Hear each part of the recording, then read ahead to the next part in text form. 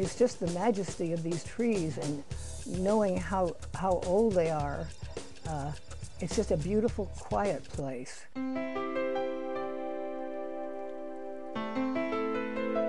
Our life, our time, and our problems are so small compared to what these trees have lived through.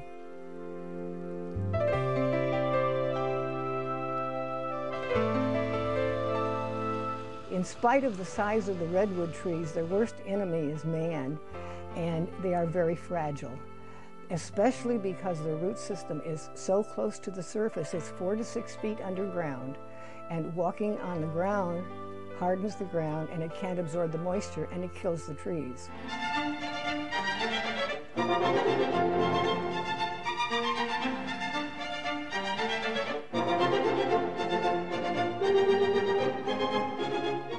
The redwoods are the main attractions in this symphony of light and color and shape and sound, and 2 trees in particular stand out above the rest.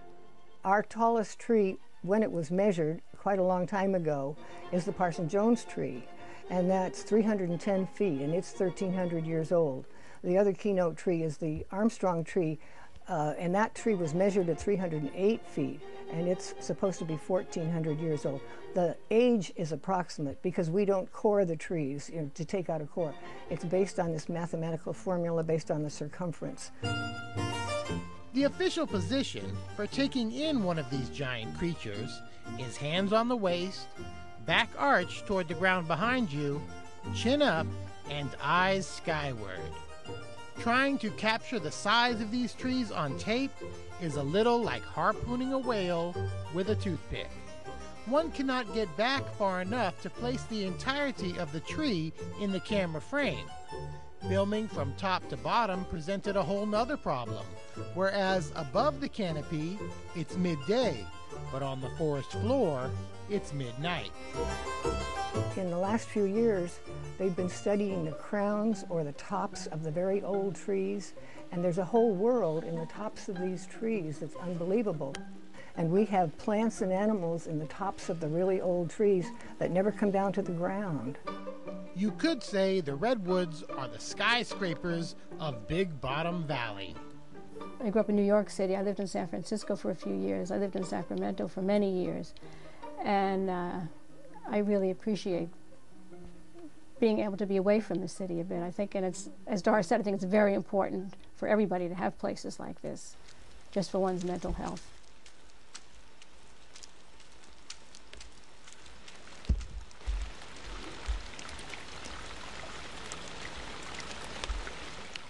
The tiny and the delicate have an equally important role in this emerald forest menagerie.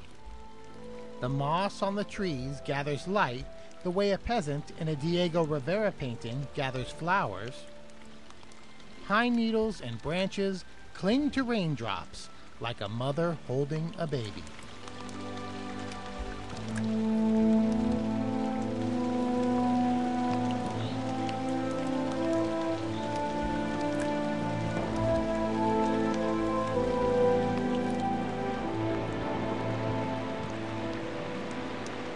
The trees are growing along Fife Creek. It comes from springs in the hills and goes down to the river. And when it flows down through the redwoods, it's a beautiful, beautiful scene and a beautiful sound.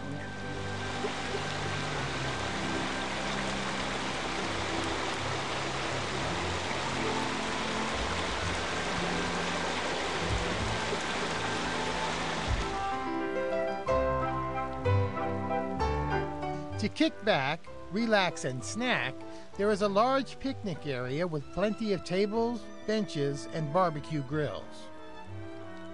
To help find your way through the forest maze, there is a trail for every level of hiker, from steep inclines for the thigh burners to family-friendly paths for people of all ages.